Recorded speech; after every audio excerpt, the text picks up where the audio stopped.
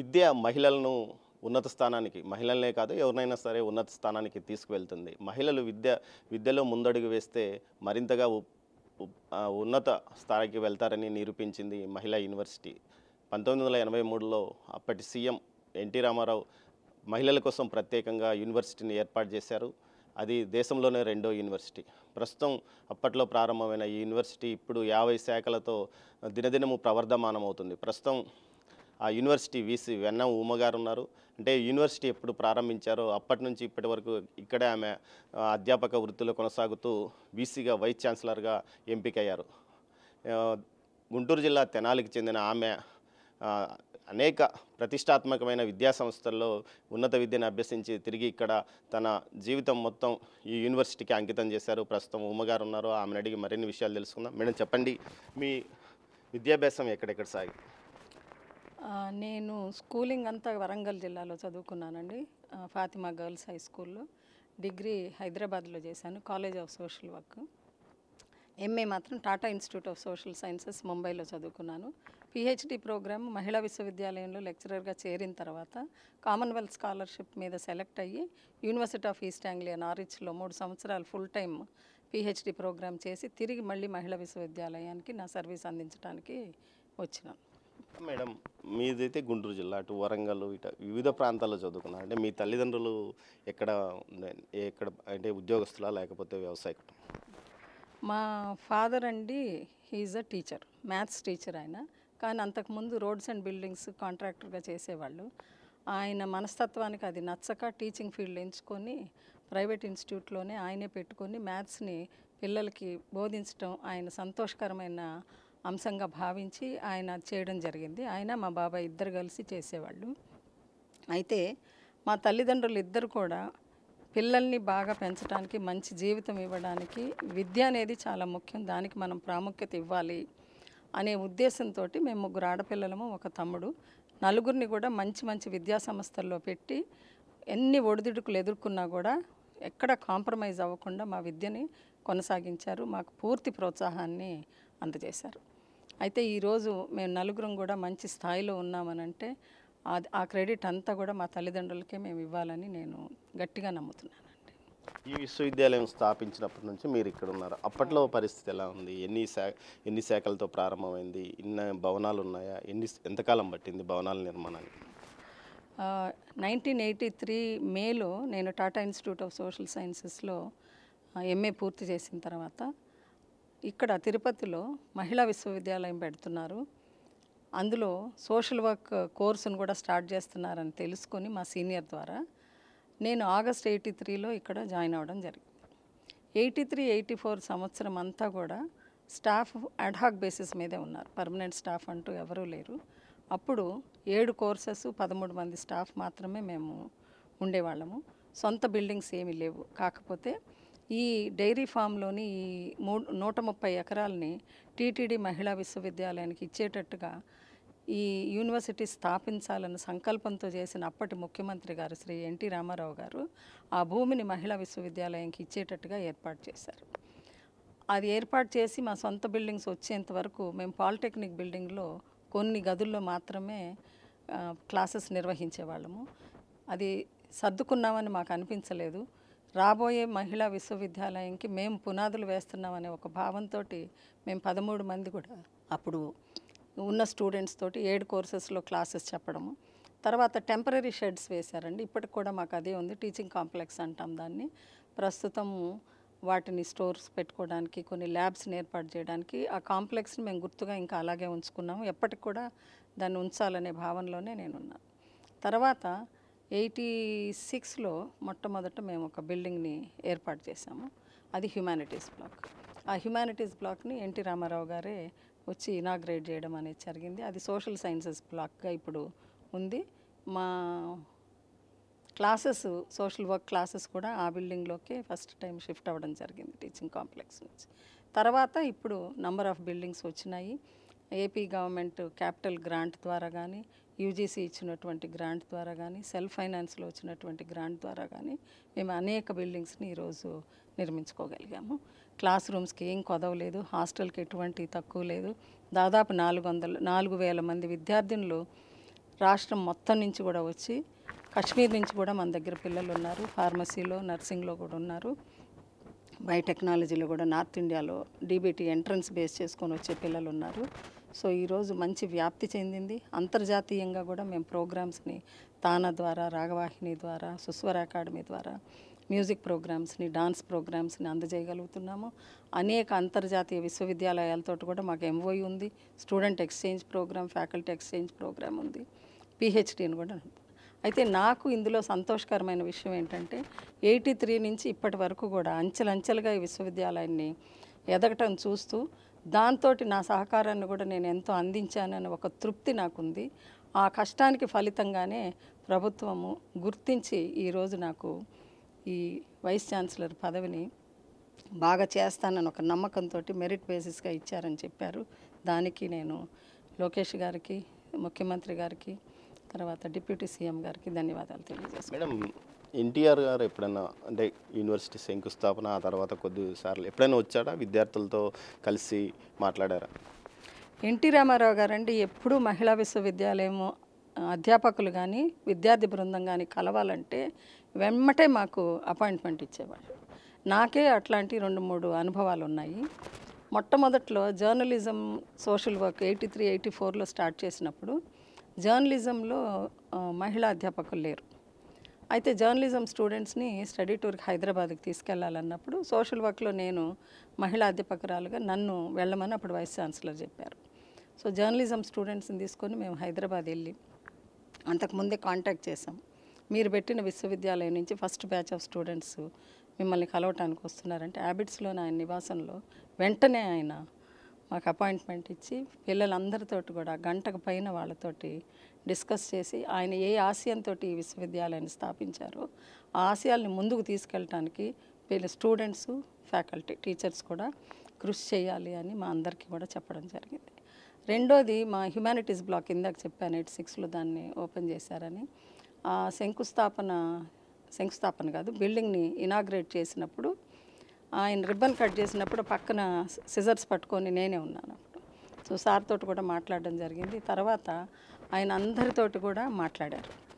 అయితే అక్కడ మనం స్టేజ్ అంతా అరేంజ్ చేసేటప్పుడు ముందే చెప్పారు కుర్చీలు అవన్నీ ఏమి వద్దు అని చెప్పి ఆయన మామూలుగా పరుపులు వేసుకొని కిందే కూర్చొని ప్రతి ఒక్కళ్ళు ఎవరు మాట్లాడాలన్నా ఏమి అడిగినా కూడా చాలా సానుకూలంగా ఓపికగా అందరికీ జవాబు చెప్పి అందరితో చక్కగా మాట్లాడారని అదొక మంచి అనుభూతి నాకు. ఇక్కడ మీ ఎడ్యుకేషన్ అంటే ఇటు విదేశాల్లో చదువుకున్నారు, ఇక్కడ టాటా ఇన్స్టిట్యూషన్లో అంటే మీరు సోషల్ వర్క్ మీద చేశారు కదా, ఆ ఎడ్యుకేషన్ మీరు ఎంత సుదూర ప్రాంతాలకు ఎందుకు వెళ్ళాలనుకున్నారు? అంటే ఇక్కడే అప్పటికే ఉస్మానియా ఉంది, మిగతా యూనివర్సిటీలు కూడా.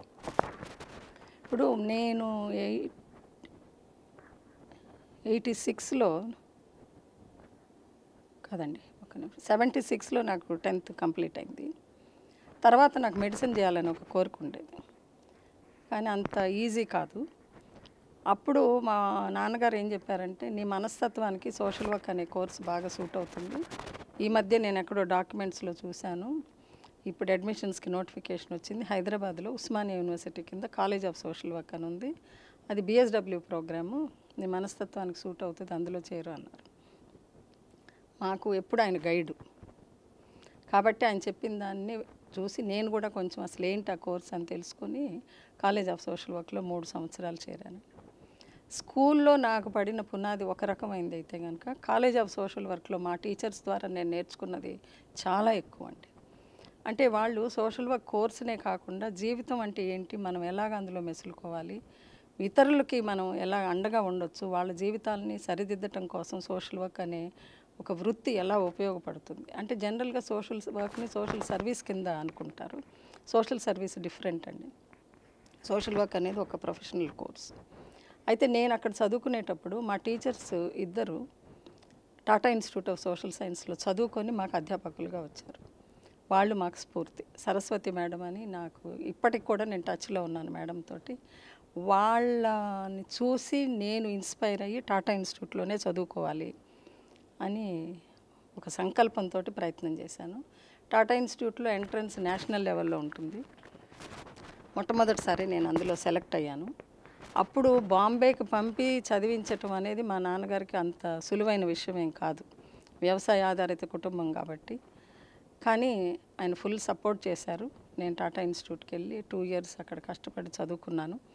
1983 మేలో కోర్స్ కంప్లీట్ అయింది. అప్పుడు ఈ విశ్వవిద్యాలయం ఆగస్టులో అంటే క్లాసెస్ స్టార్ట్ అవుతాయి. ఫౌండేషన్ అయితే మనకి ఏప్రిల్ 14th ఉగాది రోజే జరిగిపోయింది, కానీ క్లాసెస్ ఆగస్ట్ నుంచి స్టార్ట్ అవుతాయి అని తెలుసుకొని నేను ఇక్కడికి అప్లై చేస్తే నేను సెలెక్ట్ అవ్వడం జరిగింది. First year add hack basis మీద చేసాం. 84లో మళ్ళీ అప్లికేషన్స్ కాల్ఫర్ చేసి రెగ్యులర్గా అపాయింట్మెంట్స్ చేశారు. అందులో నేను సెలెక్ట్ అయ్యాను. మేడం, ఇంకోటి, మీరు ఏదైతే ఇప్పుడు రాష్ట్రంలో కానీ దేశంలో సెల్ఫ్ హెల్ప్ గ్రూప్స్ చాలా పెద్ద ఎత్తున ఉన్నాయి. అంటే అప్పట్లో మన రాష్ట్రంలో మొట్టమొదటిసారిగా చంద్రబాబు నాయుడు ఈ సెల్ఫ్ హెల్ప్ గ్రూప్స్ ప్రారంభించారు. దీనికి సంబంధించి అప్పట్లో మీరు కూడా ఒక 3 సంవత్సరాలు పనిచేశారని చెప్తున్నారు. మీరు అప్పుడు ఏం చేశారు? అసలు ఆ సెల్ఫ్ హెల్ప్ గ్రూప్స్ ఇంత సక్సెస్ కావడానికి ఏం కారణం? మనకి సోషల్ క్యాపిటల్ అని ఒకటి ఉంటుందండి. అంటే సామాజికంగా వ్యక్తిగతంగా చేయలేనటువంటి అంశాలని, పేదరికం అయితేనేమి, ఆరోగ్యం అయితేనేమి, ఒక విద్య అయితేనేమి సంఘటితంగా చేయడానికి సాధ్యమవుతుంది అని ఒక సూత్రాన్ని ఆధారం చేసుకొని యుఎన్డిపి చాలా కాలం క్రితమే self help groups for women, స్వయం సహాయక సంఘాలను ఏర్పాటు చేయడం జరిగింది. ఇది మేము సోషల్ వర్క్లో కూడా ఒక విద్యా బోధనలో సెల్ఫ్ హెల్ప్ గ్రూప్ అని కాకపోయినా కూడా promoting social capital and group work అనే అంశాలని మేము బోధిస్తూ ఉంటాం. కానీ అప్పటి వరకు మన రాష్ట్రంలో కానీ మన దేశంలో కానీ పెద్దగా రాలేదు, కానీ ఒక్కసారిగా ప్రభంజనంలాగా మాత్రం అప్పట్లోనే వచ్చింది. అవునండి. అంటే మొట్టమొదట ఒక 3 జిల్లాల్లో మాత్రం కర్నూలు, మహబూబ్ నగర్, అనంతపూర్లో మాత్రం యుఎన్డిపి సపోర్ట్ తోటి ఒక పైలట్ లాగా కొంతవరకు జరిగింది. కానీ 2001లో వరల్డ్ బ్యాంక్ సహాయంతో మన అప్పుడు ముఖ్యమంత్రి గారు చంద్రబాబు నాయుడు గారు దీన్ని ఒక పెద్ద ఉద్యమం లాగానే టేకప్ చేశారు.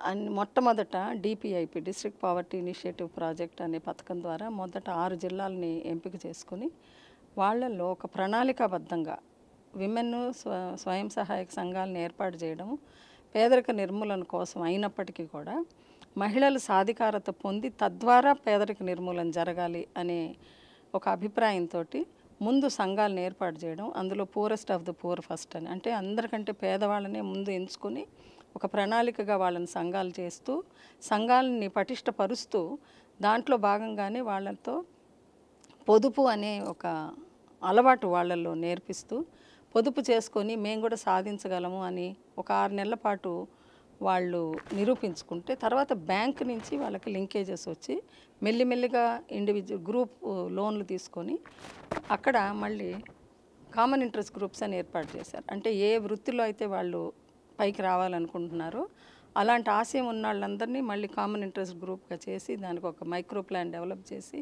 చాలా సిస్టమేటిక్గా ప్రణాళికాబద్ధంగా 2001 నుంచి ఈ ప్రోగ్రాం జరిగిందండి. అంటే విమెన్కి ట్రైనింగ్లో ఏం చెప్పేవాళ్ళనంటే ఉట్టి స్వయం సహాయక సంఘాలంటే ఉట్టి లోన్లు తీసుకొని ఆర్థికంగా అభివృద్ధి చెందడమే కాదు, మీలో కూడా ఒక లీడర్షిప్ క్వాలిటీ డెవలప్ అవ్వాలి, మీరు కూడా ఒక సాధికారతను సాధించాలి. రేపు ఈ పథకాలు ఉన్నా లేకపోయినా కూడా మీలో వచ్చిన సాధికారతతోటి ఈ ప్రోగ్రాం అలాగే కంటిన్యూ అవుతూ మీరు మెల్లమెల్లగా పేదరికంలో నుంచి బయటకు రావాలి. దాంతోపాటు అప్పుడు పెట్టినటువంటి కొన్ని నియమాలు ఏంటి అంటే బడికి వెళ్ళే వయసు పిల్లలు ఎవరు పనిలో ఉండకూడదు. అలా పిల్లల్ని బడికి పంపకుండా పనిలో ఉంచితే కనుక వాళ్ళకి సెల్ఫ్ హెల్ప్ గ్రూప్లో లోన్స్ ఇవ్వడం జరగదని. రెండోది ఇన్సూరెన్స్ అనే కాన్సెప్ట్ కూడా తీసుకొచ్చారండి. అంటే అంతకుముందు పంట పోయిందా, పశువులు చనిపోయినాయా, వాళ్ళు నష్టంతో అలాగే ఉండిపోయేవాళ్ళు. ఎప్పుడైతే ఇన్సూరెన్స్ని వాళ్ళకి అలవాటు చేశారో వాళ్ళు భయం లేకుండా ఒక యాక్టివిటీని టేకప్ చేయడానికి ఒక సంసిద్ధతతో పనిచేయడం జరిగింది. అప్పుడు సెల్ఫ్ హెల్ప్ గ్రూపుల్లో కొంతమంది నాయకులుగా ఎదిగారు, ఎమ్మెల్యేలుగా, ప్రజాప్రతినిధులుగా కూడా అయ్యారు అప్పట్లో. కానీ అది చంద్రబాబు కొంత ఇబ్బంది అయింది అని కూడా అంటారు. అది ఎంతవరకు నిజం? మీరు మామూలు వ్యక్తిగా. ఇబ్బంది అని నేను అనుకోనండి. ప్రశ్నించే తత్వాన్ని నేర్పాలి అని చెప్పారు. సో ప్రశ్నించే తత్వాన్ని ప్రజలు ఏ విధంగా అర్థం చేసుకుంటారు అనే దాని మీద అది ఆధారపడి ఉంటుంది. అంటే సమానత్వం కానివ్వండి, లోన్స్ రావాలని కానీ, అభివృద్ధి చెందాలి అని అన్నప్పుడు అక్కడ మనం చెప్తున్న థియరీ ఏంటంటే కంటెంట్మెంట్, అంటే ఉన్నదాంతో తృప్తిపడి మనం ఇంకా ఎదగాలి అనే ఒక ఆశయం కనుక వాళ్ళలో లేకపోతే ఎక్కడున్న వాళ్ళు అక్కడే ఉంటారు. కాబట్టి ఎక్కడైనా మీరు చూసినప్పుడు ప్రశ్నించడం నేర్చుకోండి అనేది సాధికారత చేయడంలో ఒక భాగమేనమాట. అలాంటప్పుడు కొంతమంది దాన్ని వేరేగా అర్థం చేసుకొని డిమాండ్ చేయడం అనేది కొంతవరకు జరిగింది. బట్ ఏ ఆశయంతో అయితే ఈ స్థాపించారో ఈ ప్రోగ్రామ్ని చేశారో అది చాలా సక్సెస్ అయింది. మేడం, ఇప్పుడు యూనివర్సిటీల వరకు వద్దాం. ఇప్పుడు మీరు సుదీర్ఘకాలం అధ్యాపకులు గురుస్థానంలో ఉన్నారు, కానీ అప్పటికి ఇప్పటికి విద్యార్థుల్లో కొంత మార్పు జరిగింది. బయట శక్తులు విద్యార్థులను ప్రభావితం చేస్తున్నాయి. ముఖ్యంగా ఏదైతే టెక్నాలజీ వచ్చిన తర్వాత కొంత ఇబ్బందికరమైన వాతావరణము, యూనివర్సిటీల్లోకి డ్రగ్స్, మద్యం, మత్తు పదార్థాలు పెద్ద ఎత్తున వస్తుంది. ఇలాంటి వాటిని అరికట్టడానికి వీసీగా మీరు ఎలాంటి చర్యలు తీసుకోబోతున్నారు? ఓకే, మొట్టమొదటండి మీరు చెప్పింది వాస్తవం. 83, 84, 90స్లో 2000స్లో మేము చూసిన విద్యార్థులకు ఇప్పుడు వస్తున్న విద్యార్థినులకు చాలా వ్యత్యాసం ఉంది. ఏ అంశంలో అంటే మేము మొట్టమొదట చూసినటువంటి విద్యార్థుల్లో ఒక ఆశయం అనేది చాలా క్లియర్గా ఉండేది. అంటే నేను ఎందుకు వచ్చాను ఇక్కడికి, ఏం సాధించాలనుకుంటున్నాను, నా జీవితంలో నేను ఎక్కడికి చేరాలనుకుంటున్నాను అంటే అందరూ చాలా గొప్పగానే ఆలోచించాల్సిన అవసరం లేదు. కొంతమంది నా సామర్థ్యాన్ని బట్టి నేను చదువుకొని నాకు ఉద్యోగం వచ్చి నన్ను నేను పోషించుకొని కుటుంబాన్ని చేసుకుంటే చాలని అనుకోవచ్చు. కానీ కొంతమంది చాలా పెద్ద ఆశయాలతో ఎక్కడెక్కడికో వెళ్ళాలి, ఏదో చేయాలి అన్నట్టుగా ఉంటుంది. ఇప్పుడు విద్యార్థుల్లో అలాంటి ఆశయం అస్సలు స్పష్టంగా కనిపించట్లేదండి. మనమే వాళ్ళ చేత ఎక్సర్సైజ్ చేసి అసలు ఎందుకు వచ్చావు, దీని ద్వారా ఏం చేయాలనుకుంటున్నావు, ఈ చదువు తర్వాత నీ నెక్స్ట్ స్టెప్ ఏంటి అంటే మాకు అనిపిస్తుంది ఏంటంటే ఒక ఉద్యోగం వస్తే చాలు అన్న దృక్పథంతో ప్రస్తుతం విద్య జరుగుతుంది అన్నట్టు. కుటుంబం ఏదైతే కుటుంబ సభ్యులు కూడా పిల్లలకు తగిన సమయం కేటాయించకపోవడమే దీనికి కారణం అంటారా, లేకపోతే ఈ పిల్లలు ఈ విధంగా మారడానికి టెక్నాలజీ కారణం? నా ఉద్దేశంలో రెండండి. ఒకటి, ఇంటర్మీడియట్ ఎడ్యుకేషన్ కొంచెం పిల్లల్ని అక్కడ జరిగే విధానాలు, పద్ధతులు అంటే చదువు అంటే ఎంసెట్లో ర్యాంకులు తెచ్చుకోవడము, చదువు అంటే 24 గంటలు 16 గంటలు రూమ్లోనే కూర్చొని చదివేసి ర్యాంకులు సాధించటము, లేకపోతే పైకి వెళ్ళడము అంటే ఇంజనీరింగు, మెడిసిన్, అగ్రికల్చరు, వెటర్నరీ అనే దృక్పథంతో వెళ్ళటము, ఇలాంటి వాతావరణం మనకి ఎక్కువగా కనిపిస్తుంది. అలా కాకుండా ఈ సబ్జెక్ట్స్ కాకుండా పైకి రావాలనుకుంటే ఇతర చాలా సబ్జెక్ట్స్ కూడా ఉన్నాయి. ప్యూర్ సైన్సెస్లో రావచ్చు, సోషల్ సైన్సెస్ రావచ్చు, మంచి మ్యాథమెటిక్స్లో చదువుకొని కూడా పైకి రావచ్చు, అనేక రకాల ఫీల్డ్స్ ఉన్నాయి అనే ఓరియంటేషన్ తల్లిదండ్రులు పిల్లలకి ఇవ్వట్లేదండి.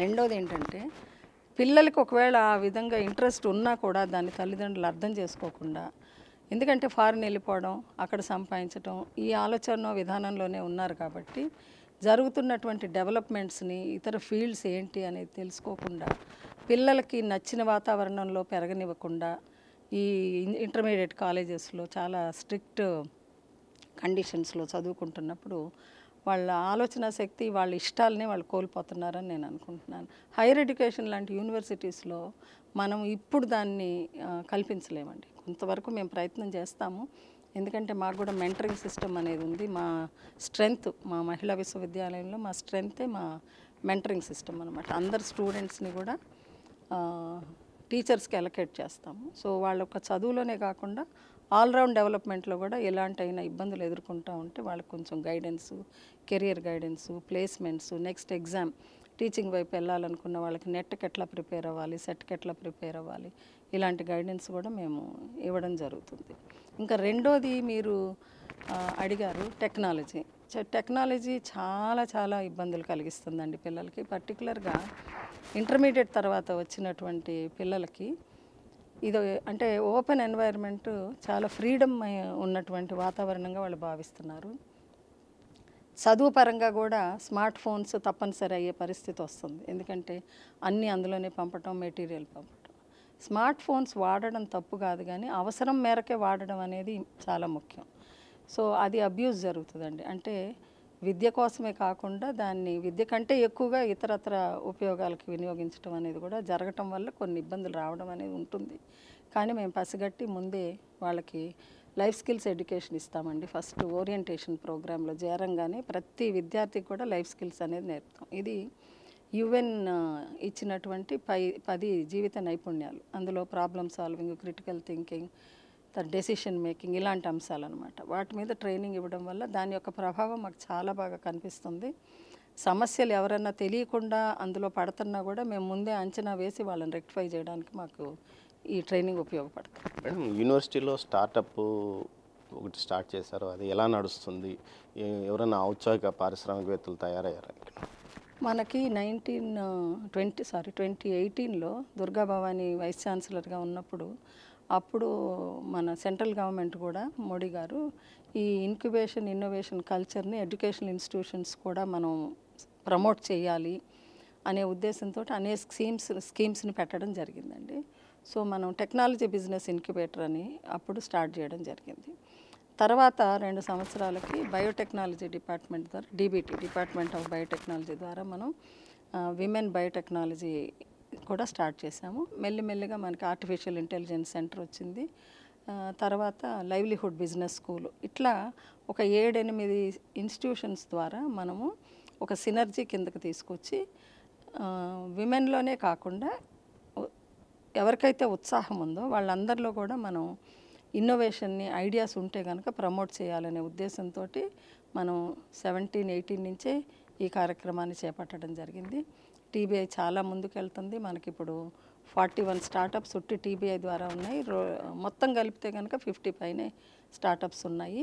ఈ మధ్య మనకి నిధి ప్రయాస్ నుంచి, యాక్సిలరేటర్ నుంచి, జెనసిస్ అనే ప్రోగ్రామ్ నుంచి కూడా మనకు గ్రాంట్ రావడం జరుగుతుంది.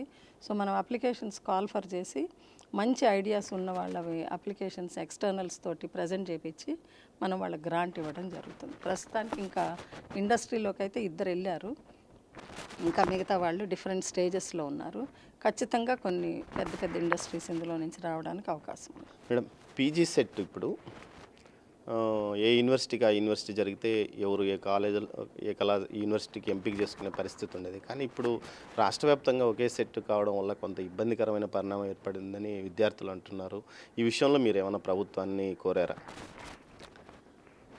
నా అభిప్రాయం ఏంటంటేనండి, ఈ స్టేట్ లెవెల్లో పీజీకి కామన్ ఎంట్రన్స్ పెట్టిన తర్వాత అన్ని విశ్వవిద్యాలయాల్లో కూడా స్టూడెంట్ స్ట్రెంత్ తగ్గిందండి. అది వాస్తవం, దాన్ని మనం కాదనడానికి వీల్లేదు. ప్రైవేట్ ఇన్స్టిట్యూట్స్లో పెరిగినాయండి గత 4 సంవత్సరాల్లో. అంటే ముందు వాళ్ళకు ఓపెన్ అయిన తర్వాతే గవర్నమెంట్ యూనివర్సిటీస్కి వెబ్ ఆప్షన్స్ ఓపెన్ అయ్యేవి. రెండోది ఈ కామన్ మా మహిళా విశ్వవిద్యాలయాన్ని నేను దృష్టిలో పెట్టుకొని మీకు చెప్తున్నది ఏంటంటే, మాకు అందరూ అమ్మాయిలు మహిళా విద్యార్థినులే ఇక్కడికి అడ్మిషన్కి వస్తారు. ఇప్పుడు ఆన్లైన్ ఎగ్జామ్ పెట్టినప్పుడు వాళ్ళు పల్లెల్లో నుంచి వచ్చే వాళ్ళు కూడా ఒక సెంటర్కి ఎక్కడిస్తే అక్కడికి వచ్చి ఎగ్జామ్ రాయాలి. వాళ్ళతో పాటు ఎవరో ఒకళ్ళు తోడు రావాలి.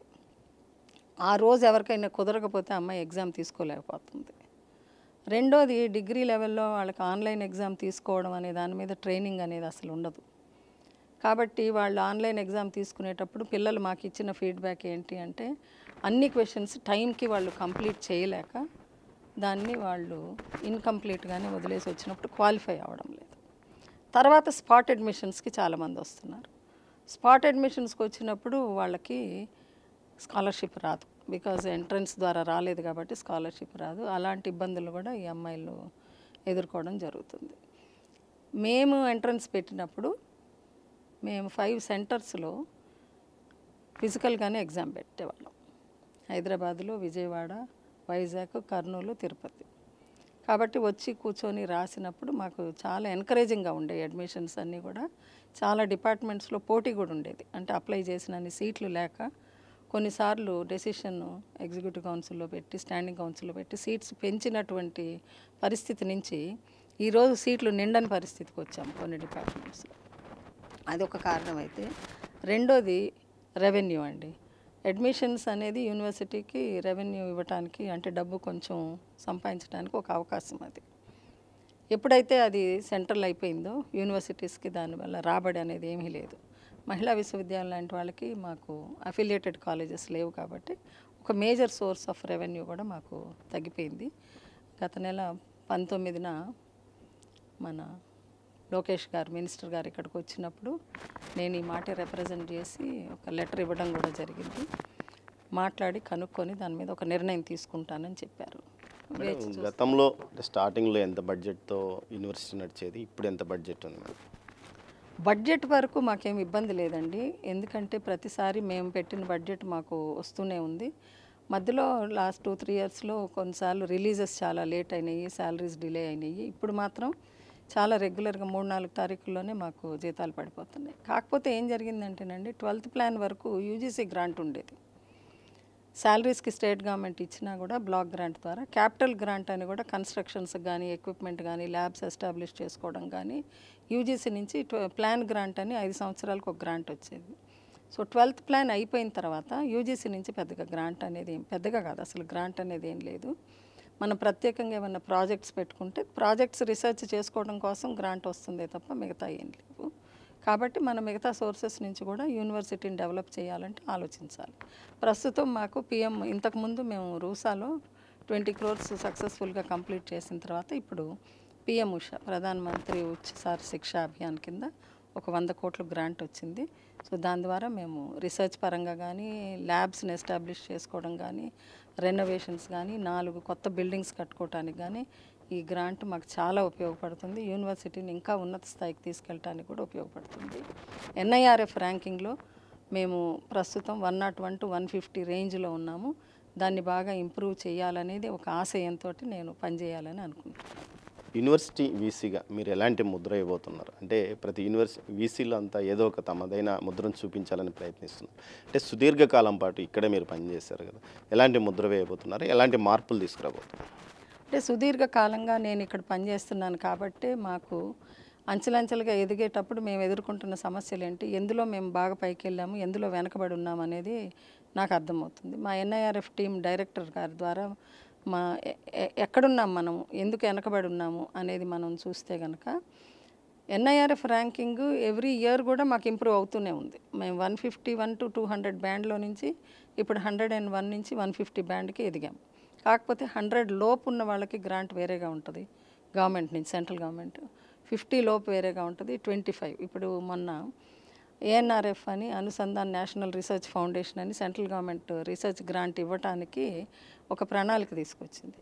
దాన్ని ఏమన్నారంటే 100 crore గ్రాంట్ ఇస్తారు, దాంట్లో 25 లోపల ర్యాంక్ ఉన్న ఎన్ఐఆర్ఎఫ్ ర్యాంక్ ఉన్న ఇన్స్టిట్యూషన్స్ని హబ్ ఇన్స్టిట్యూషన్స్గా పెడతారు. 200 ర్యాంక్ లోపు ఉన్న వాళ్ళందరినీ స్పోక్ ఇన్స్టిట్యూషన్గా పెట్టి ఆ హబ్ ఇన్స్టిట్యూషన్తో స్పోక్ ఇన్స్టిట్యూషన్స్ కలిసి పనిచేయాలి.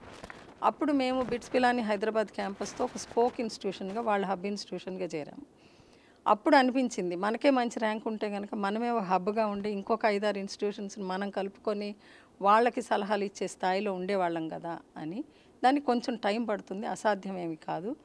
మాకు research publications number of PhDs improve అవ్వాలి, అది ఎవ్రీ ఇయర్ ఇంప్రూవ్ అవుతుంది. కానీ ర్యాంక్ 100 ర్యాంక్ వచ్చిన వాళ్ళకి మాకు 4 మార్క్సే తేడా ఉంది.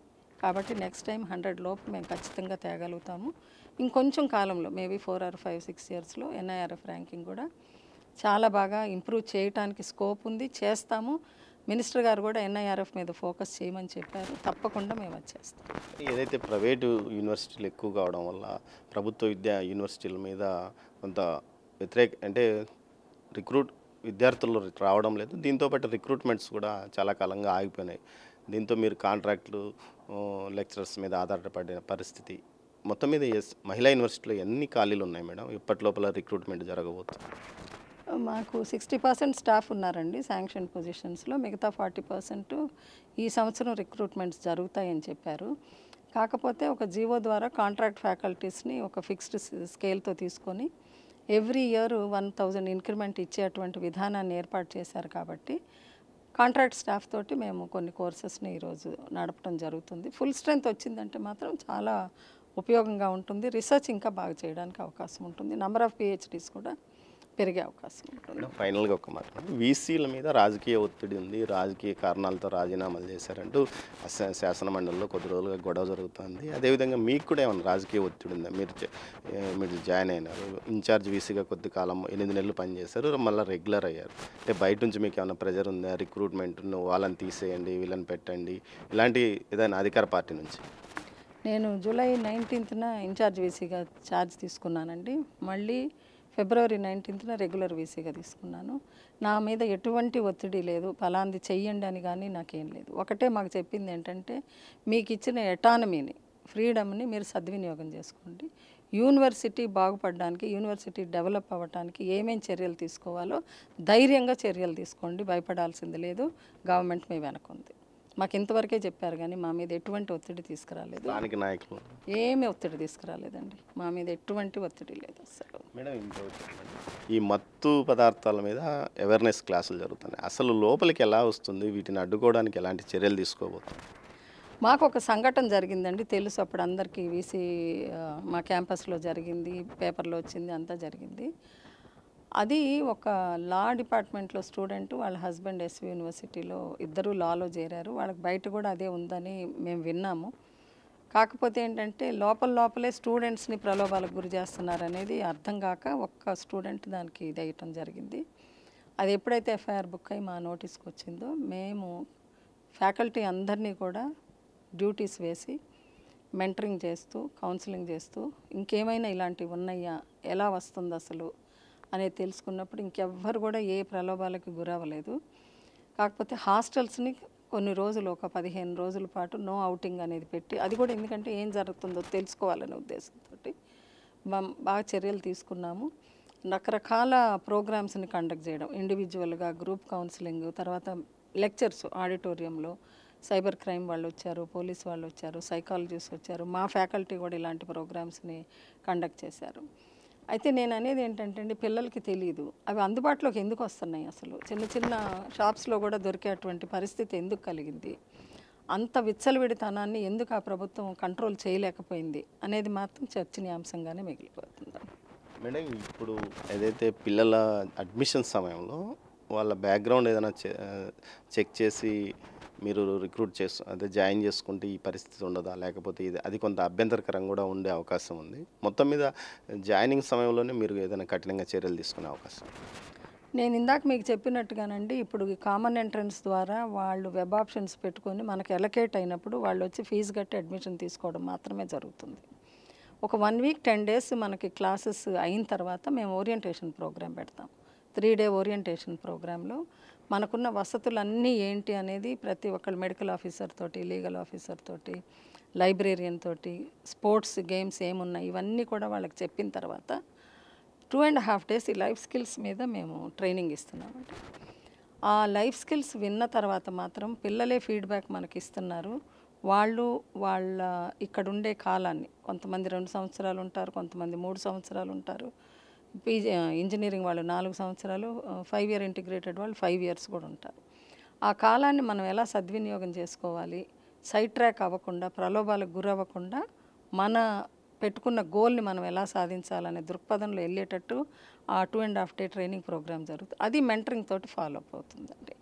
కాబట్టి ఎక్కడైనా కొంచెం ఇబ్బందికరమైన వాతావరణం ఉంది, పిల్లలు ఉన్నారు అని కనుక అనిపిస్తే ఇండివిజువల్ కౌన్సిలింగ్ ద్వారానే మేము వాళ్ళని రెక్టిఫై చేయడానికి ప్రయత్నిస్తున్నాం. మీకు పర్సనల్గా అంటే ఈ యూనివర్సిటీ, ఇంత ప్రతిష్టాత్మకమైన మహిళా యూనివర్సిటీకి మీరు వీసీగా ఎంపిక కావడాన్ని ఎలా ఫీల్ అవుతున్నారు? ఎందుకంటే ఈసారి అంతా బయట ప్రాంతాల్లో తెలుగువారు అయినప్పటికీ ఇతర రాష్ట్రాల్లో ఉన్న వారిని మాత్రం తీసుకొచ్చి వీసీలుగా నియమించారు, ఒకరిద్దరిని తప్ప.